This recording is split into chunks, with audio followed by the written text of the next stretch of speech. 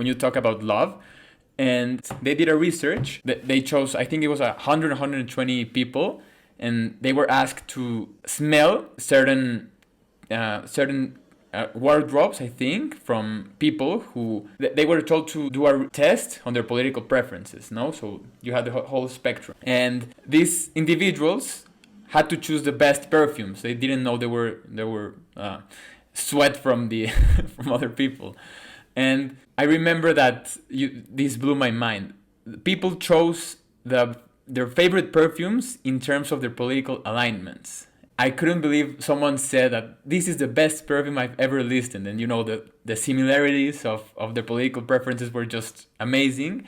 And then another person told the researchers that this should be thrown to the garbage. And it was the exact opposite of of their political preferences. So amazing how this evolutionary blueprint that we have can have such an impact on the way we unfold as human beings. So do you think we have free will or no? So yes, I do think we have free will. I mean, this is an ancient, the deterministic, theory of the universe. Can we choose or can we not choose freely?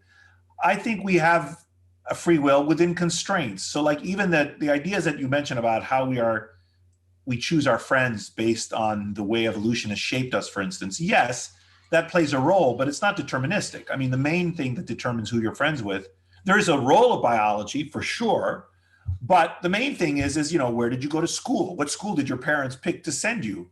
That's not something you chose. They chose to put you into school, and that's where you met the people that you might befriend. What kind of efforts do you make, or what kind of personality do you have, which is only partly related to your genes, and so on.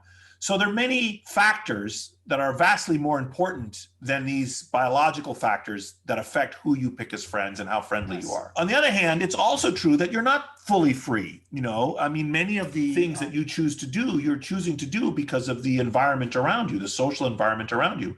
One of my favorite sayings about this was a social commentator by the name of Tim, I think was his first name, Hoffer. He was a longshoreman and a social critic. And he said, he observed the irony that when people are free to do whatever they want, they generally copy each other. Most of the constraint on our free will is that you think you're making a free choice to do X or Y, but actually you're just doing it because everyone else is doing it. And it really takes a strong person to truly pick on their own what's the right course of action, or what is it that they really want for themselves, and to avoid, fads and fashions and go against the grain. This is not an easy thing to do.